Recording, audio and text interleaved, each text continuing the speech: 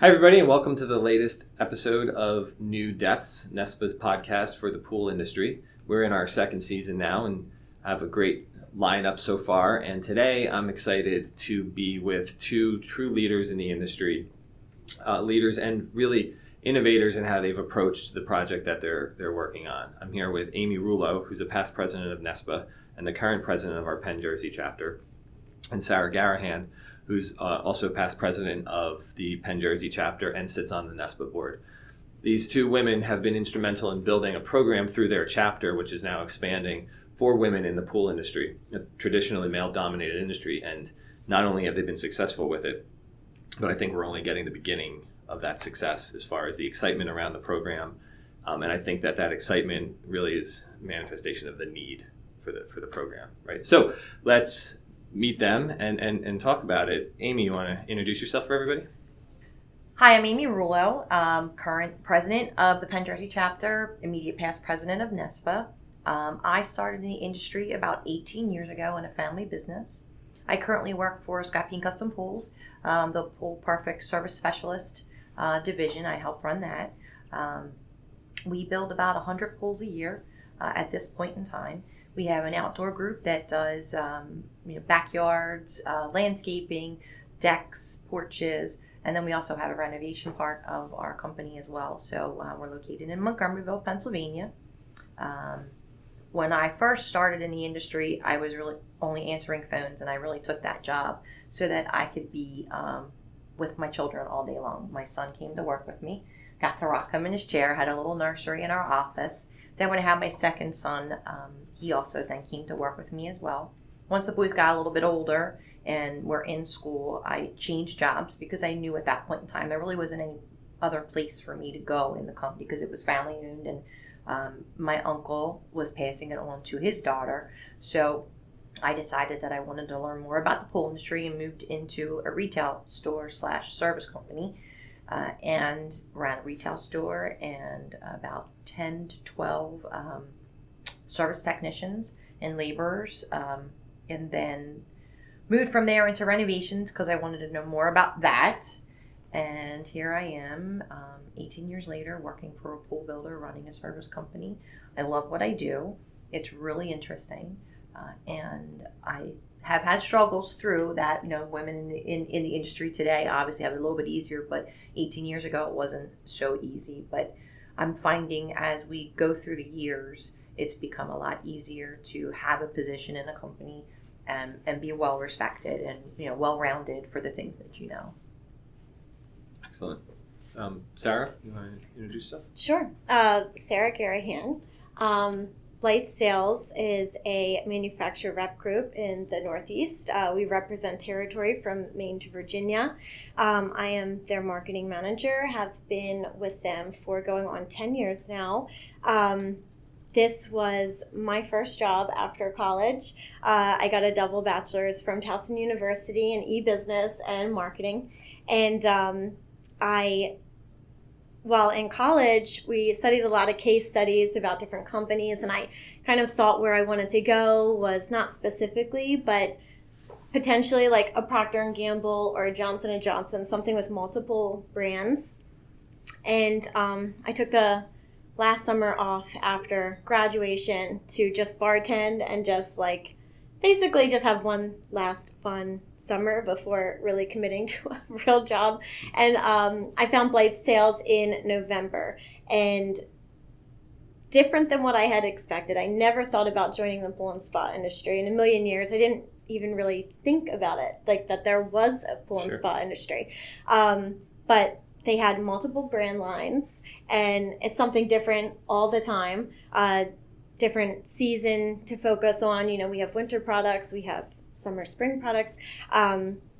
So I love that it's always something different. And I love the people in the pool and spa industry. I've made a lot of friends through the associations, especially getting more networking, more involved in building my professionalism up through the associations. So since joining the pool and spa industry, I've made it through the chairs of Penn Jersey, which has been awesome. I get to say that I've been past president of Penn Jersey. This is my first year on the board of directors of NESPA. I'm chairing Women in the Industry, which has been such a fun project for me because it's just an idea that happened and had the full support of the executive committee on the Penn Jersey board. And it has just been great to have such support between the chapter, the region, and then even getting some recognition in the program at a national level. I'm thankful for Megan Kendrick to reach out to us for Pool Pro Magazine. She featured a couple of things on that. So, yeah, I've been with Blythe for going on 10 years.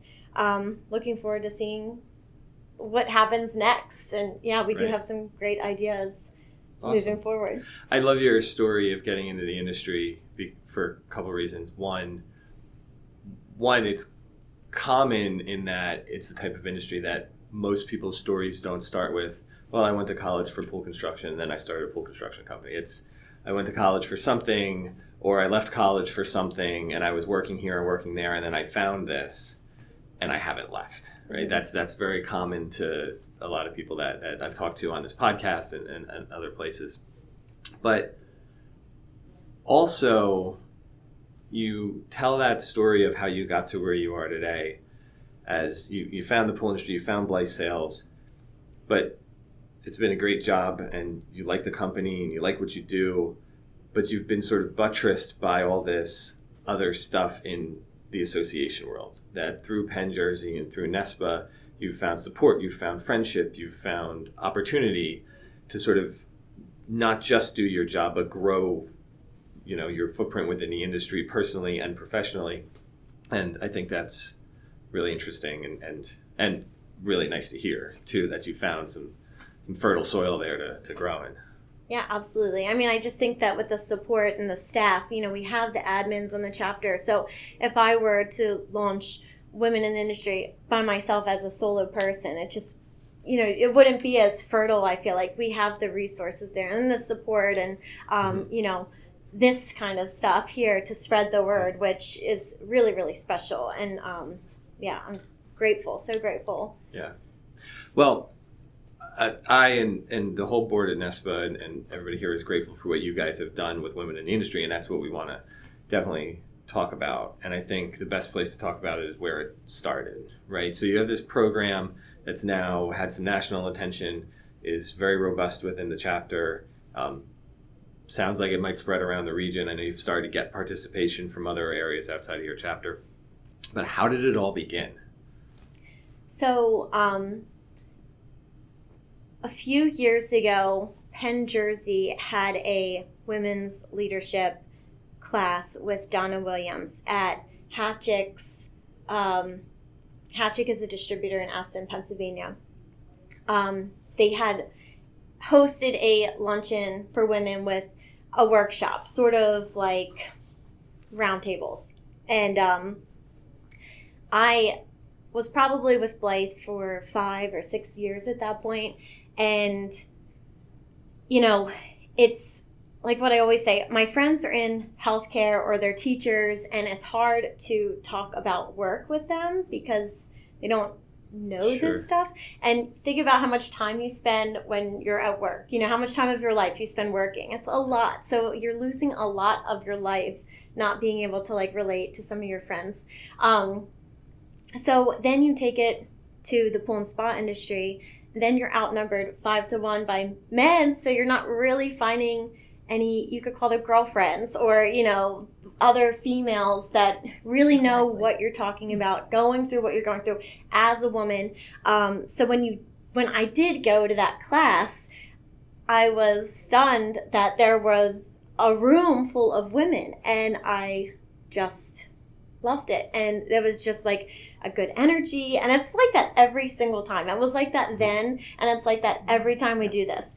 And we just had that leadership thing in Atlantic City, and again, it's just the same level of energy every time. So that was one thing that had sparked it, but it wasn't until the following year where I found that Tracy Bond and Patty Gritz they met at that event. in that room that I was there for, and they stayed in touch. They were like a unique pair that swapped information, and they're both running their companies, and they wanted to meet for quarterly lunches to talk about running their business and share tips and, hey, where are you getting your t-shirts from? Hey, who is servicing your truck fleet? That kind of stuff. So when I found out, and Clint actually told me, they were meeting regularly, and he was like, maybe they would include you. Why don't you reach out to them and see if you could go to lunch with them? So then I thought, well, what if we just get more women? And I ran it by Tracy and Patty, and I was like, what do you guys think of this? And they were like, oh, we'd love to. Of course, so welcoming. So it kind of started there, and then I just ran it by the EC. You were on the EC at the time, and you loved the idea. Everybody supported it 100%. Adam Skelly even showed up to our first luncheon. Yeah, and I think at the same time, though, right around the thing at Hatchick, NESPA was trying to launch something similar, a women's leadership group in Atlantic City, and Lucy was, I think, not spearheading it or helping Pat maybe. It just never got legs and never went off the ground. So when Sarah mentioned it in the meeting and we brought it up to talk about it, I was like, hands down, absolutely got to do this. Yeah. And from that point forward, it was just finding ideas to make it more interesting. And I think the success story behind it, like last night's call, you have, a dozen, sometimes 30 women on these Zoom calls, and you just get energized by just the passion that we have for the business, but also the excitement of just to be together and be able to talk about things. And please don't take it as if we men bash, because that's not what it is. That's not what happens, right? It's just conversations just about how to get through and solve industry problems, as well as even how to stand up and talk in front of a crowd of people, and how to make yourself comfortable. So I think, Sarah did a really good job of helping put a ribbon on how we need to present it to everybody. Yeah. And it just, every time we're together, there's an energy that it's really hard to explain. And we have had men on our calls. So I think Adam, we've had some people from Merlin, from Pool Corp. It's just, everybody's welcome at the end of the day. Sure. So. I pinch hit for an in-person event you did back in the fall, I think, out in, was it King of Prussia? King of Prussia, yeah. Yes, yeah. Denise, who's the chapter admin for the Penn Jersey chapter, that had a conflict, something happened, and I said, I'll run out and do a registration for you, and showed up, and I got a chance to listen, right? Wasn't there for any other reason than really just to check people in, and saw it came to life in front of me. And sometimes you just need to see something, right, for yourself. And everything you described is it's all the words I would use: energy, enthusiasm, excitement, positivity, and yeah, this isn't what I thought, but you sort of said something like, oh, it's not, or Amy just said, it's not like we're man bashing or anything like that. It wasn't a woe is me club. It wasn't a how hard. It was just a, hey, we need education like everybody else does. Hey, we got this. What do we want to do? What do you want to do next? What should we talk about? How can we help each other? Just the positivity of how to make everybody better. That was fantastic. When we first started, I think there was some people that have been in the industry for a while, females for a while, that potentially took it the wrong way, that we were trying to spotlight ourselves as women in the industry, and it's so not what Sarah has done and put together. It's so much different. I was going to touch on that. Yeah. So there were definitely more experienced women in the pool and spa industry, and clearly I haven't lived through a time where I don't know if it's the time, but I don't work for an employer that there's wage gaps or things like that other women have had to deal with in the past, especially historically, but that's not what the mission was. And so when we first did our first in-person luncheon, which was networking women in the industry, kind of like the first the first launch of it, crack at it, exactly, yeah. It was some people were it was the same time that the whole Donald Trump thing was going on with the Me Too stuff. And I was just like, this isn't what that is. This is not what that is. Like, that stuff's important, but that's not what this is. Right. I didn't want to get sidetracked. And we actually had roses for all of the women who attended the meeting. And somebody had made a comment about, like, are you sure you want to do that? Because then women might take it the wrong way. I'm like, no. About embracing what it means to be a woman. Yes, it's about embracing what it means to be a woman, and honoring that and embracing it while being a woman in the industry. We're not covering it up. We're not trying to be men. We're not trying to bash men at these groups ever. I mean, everybody who joins these groups that we have are 100% about self-growth.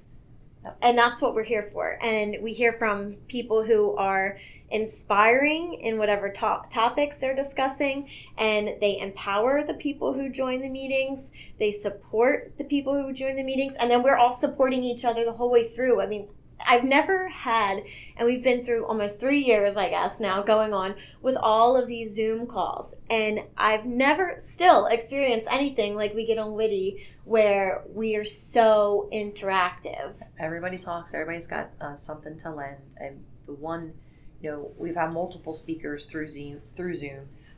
There's a couple that have really stuck with me. Everybody that's been a speaker has done phenomenal. But we did have Alicia Stevens of BioLab.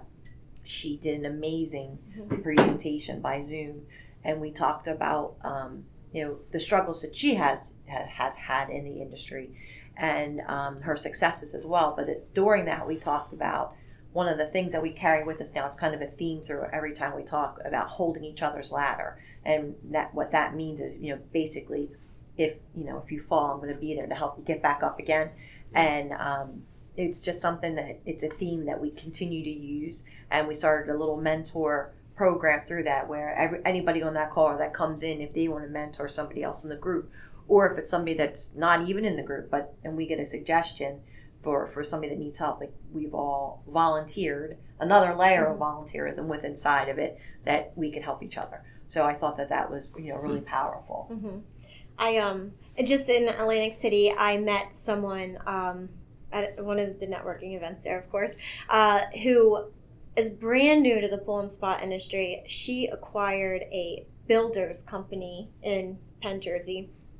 And I immediately thought of Tracy Bond, who, same situation, was from corporate America, not familiar with pool and spa, bought a company. It could have been any company, but this happened to be a pool service company that she landed in. So back to the mentoring, the little database that we're kind of keeping, I know somebody for that and this and this. Yeah.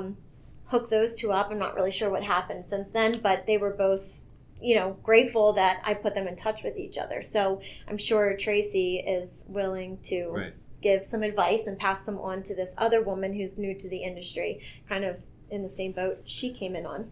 It's a great point on networking and how that overlaps with women in the industry, and could be true for other types of programs as well. We were just looking at a survey we did at the show, and the number one response for why I would join an association was networking, right? And it's why most people who are involved with our association, if you ask them, they say the same thing. And it's one of the best benefits that Witty has to offer the folks that participate, right, is that networking. And networking is unquantifiable. Education and membership, there's numbers and things you can look at, but networking is not that, but yet it's the number one thing people look for.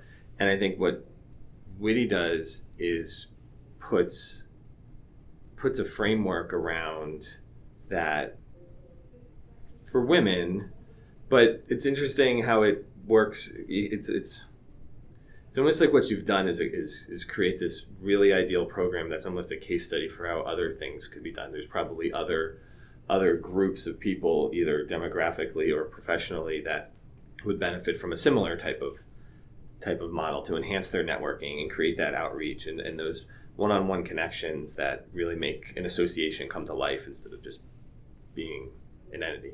I think the other part of it too is, and I really didn't experience it until I became a part of Penn Jersey and NESPA, is we're such a family.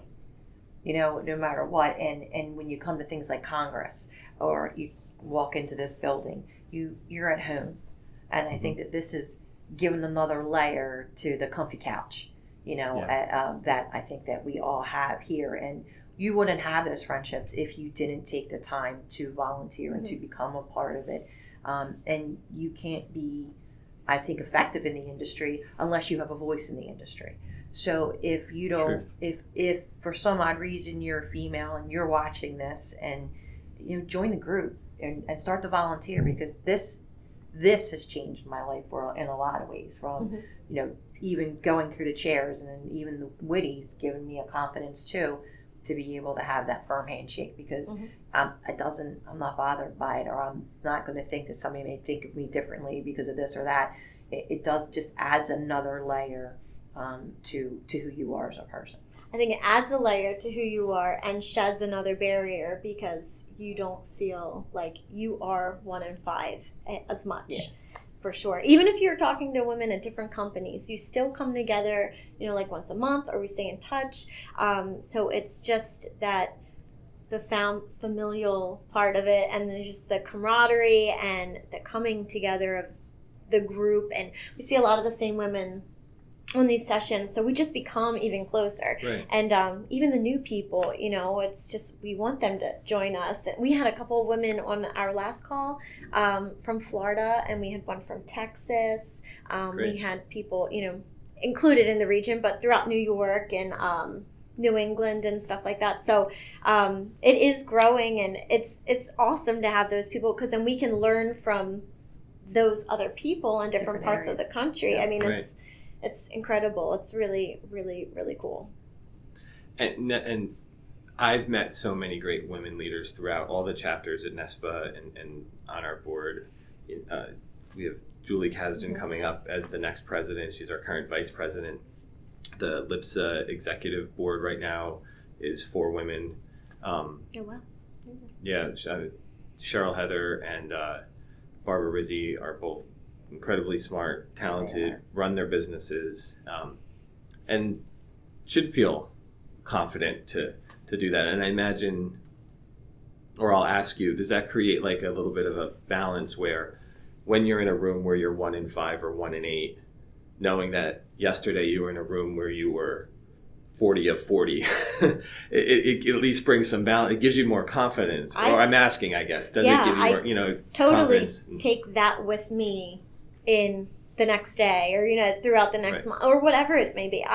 And we've done them so many times now. We've had 2 seasons of Women in the Industry now, so it's been so we stayed consistent with our program. So it's just really become part of me. And like you said, I've benefited from the lessons that we've shared with each other. And I do a little bit of, I feel like everybody's pieces that they've contributed, something happens every day with me. And I think about these women every single day. And yeah, totally. I would totally not feel like so 1 in 5 anymore. I feel like I'm way more comfortable. And I think we've brought different speakers in. We've had Donna Williams from Pool Corp. We had Nanette from Hatchick. We had Lisa Segan from Pool Corp. Jamie Novak from Aquastar. We had Alicia Stevens. Who am I leaving out? Treese Huss. Treese Huss. With Blythe. That was wonderful. She did a whole thing with self-care. That was wonderful. And we've gotten smarter as we've gone along, so now we tape them. So we can replay them, because we weren't doing that in the beginning. So, they're available afterwards, because sometimes you don't take all the nuggets that are in there. Right. But I think the one cool thing is everybody's talked about something different. So we're not talking about the same things. The fact that you have, Donna Williams, and Nanette, company owners, high on the corporate ladder type things, and everybody has a space. There's no, we have Kim Stroud, who's been a part of this since the beginning. She's out in the field working every day. She's not behind a desk or a distributor or selling anything. So it's a gamut of women. It's not just people like me and Sarah are hanging around. It's every facet of the pool industry of females is accounted for and present. So that's a great, I find that's a great point, because the when you're assembled and it's 30 or 40 of you, whether you're in person or online, within that group, it's not like, and you're all this is and this is the role of women in the industry. You all kind of are. It's a sample of the industry as it exists, regardless of gender, right? Like there's, like you said, and I've been there and met some, right, field staff to C-suite corporate people to every level in between, distribution, construction, service. It's all there, which is just worth highlighting for anybody who is listening. And it doesn't matter where you are, by the way. You don't have to fit a certain job description and be a woman, right? Wherever you are, if you're touching a pool, you should be a part of this. Absolutely. Yep. And even the high level people we've had talking to us, they're just so relatable. You know, it's just, no matter who you are, you just find the commonality because you are just a woman. You can't change that. So, you know, it's no matter what background you have. Right. So within women in the industry as a group, you have different things that you do. You do the luncheons and programs, education programs, the webinars. Something you just started, which is great, is a book club. So I think you just started it, right? And last night, from when we were recording this, you just finished it. So tell us a little bit about that. How did that go? And are you going to keep going with it? And what does it look like? So we really depend and rely on the feedback of the women in the group. We use their feedback to determine what we'll do next. So this was the first book that we did. It's called Leading Women by Nancy D. O'Reilly. This was one I just picked out for the group this time just because it's the first one we were doing. And it's a super easy read. There were 20 different stories from women, and it says on the cover, 20 influential women share their secrets to leadership, business, and life. You could really jump in any place, anytime. The table of contents kind of just gives you the synopsis in the title, essentially, of what you're going to read. The tips in here I thought were incredible. Really, I feel like I could put most of this book to use. I actually reached out to Nanette Zakian of Hatchick, and this was probably in January, because I wanted to promote it before Atlantic City and during the show. But I also wanted to give everybody enough time to read it, and I thought maybe a quarter would be sufficient. So I reached out to Nanette, and she really, I know she thought I was insane, because I was like, can you read this book? Can you be our speaker? And she also sponsored the book club. So great. She paid for everybody's books. And we had a special bookmark made with a save the date on it for the book club. And she did. And I didn't know when I asked her, but she was going through an acquisition of her company and negotiating through all of that. So I cannot believe she said yes. I would have, I just cannot believe she did this. She's a good person. She is. I've known her for a long time, and she really ran a great discussion last night because, you know, a little piece on her is she was brought to the business as a teenager and lost her father in her late 20s and took the business over. So she had to learn really quickly, even though she was in the business, and it originally started in 1923 from her grandparents. She only knew certain facets of it, and she had to learn everything from her dad because he was very sick and had passed away. And during that time, knowing that he was sick, she was trying to take as much knowledge from him as she could. And I never knew that in all the years that I've known her. My family had used their business for years, 50, 60 years. And she is now, you know, this woman that has run this amazing business, and she was selling it, and she was just so gracious last night with everybody, and, you know, and the things that she went through in the industry, starting as a woman over 30 years ago, and how difficult it was for her to break through and even become be a part of the board as well as the EC for Penn Jersey. And you know, it's just such an amazing story for her. And then she pulled certain parts of the book apart for us and kind of related them to her life, and how if those things affect her or what she would have done in those scenarios. So she really broke it down for us last night. I thought really well. When I asked her to do this, I didn't know that she was basically, essentially, I guess you could say retiring. She's passing the company on to another company. So, and her son's going to be taking over her husband's company. So essentially her family is out of the business now. But what a great time to hear about her career, at the end of it, essentially, just to close it all off, give us her lessons throughout her entire career, bring this book up, Fantastic. Pick and choose pieces that she wished she knew or could have used, and then gave us her own advice as well. So she talked a lot too, just how she treats her employees, even to this day, even though they're not her employees anymore. Just the special things she does to make them know that they count. She was saying how on Valentine's Day she puts these goofy little hearts on everybody's desk. She comes in, ahead of everybody just to help make them feel special and know that they make that business a success. Without everybody at their desk, that place will not be successful. And I kind of love that about her, that she takes the time. Not a lot of people take the time to let the people that work for them know that they're special. We're successful because of the people that stand behind us. So there's lots of ladder holding going on everywhere. Yeah, absolutely. But she was super cool, though, I will say. It was definitely a great night.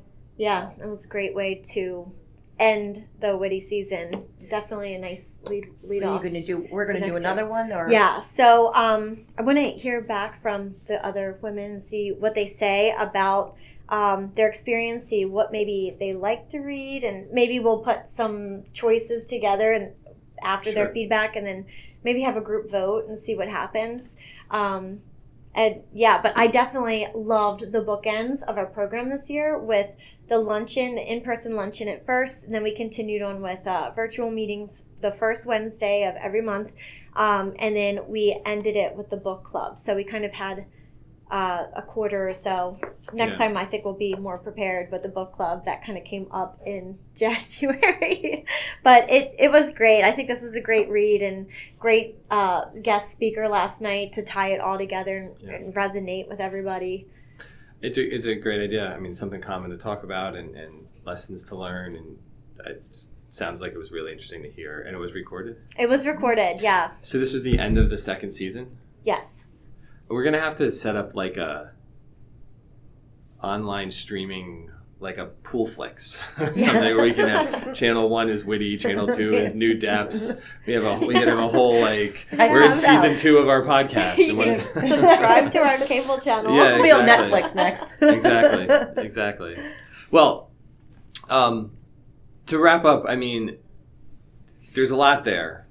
And I think that anybody listening to this that has even a little bit of interest is saying, how do I find out about this? How do I get involved? How do I connect? And you've made it sound very much like if they just ask, right? Everybody's very welcoming, inviting. But how's the best way for someone to do that, to reach out to any of you or the program in general? So I will put my email address in with the podcast resources, and do you want to list yours also? Absolutely. And then you could reach out to either of us. Penn Jersey has their admins. They facilitate all of the meetings that we have, so that's a good way to get more information on the events and how to join. We also right now have a Facebook group. We'll link that too. And we are working on a landing page, which will have all of that information and upcoming events. Spot. Yeah, it would all be hosted in one spot. And hopefully some brand new content. So we're really excited about that too. Cool. Well, that's awesome. Amy, did you want to say anything before we wrap up? I think so. We're taking off for a couple months. I think that's really important to let everybody know. And then we'll be back in November. So don't think we're going anywhere. We're not going anywhere. You can rewatch our 1 hour sessions and then be prepared to join us for lunch somewhere great in November. Yes. So awesome. Yes. Well, I think this has been fantastic, and I hope everybody listening checks out what's going on with women in the industry. And if it speaks to you and you're a woman in the industry, I hope you'll reach out and get involved with what they're doing. If what they're doing speaks to you and you think that in a different area of the industry we could benefit from learning how you've been successful, that's a great thing that I think we can learn as well. So great job, Sarah. Great job, Amy. It's been fantastic talking with. It's always fantastic talking with both of you, but Thank you. this has been fun. So thanks everybody for joining us for this episode of New Depths, and we'll talk to you soon. Goodbye.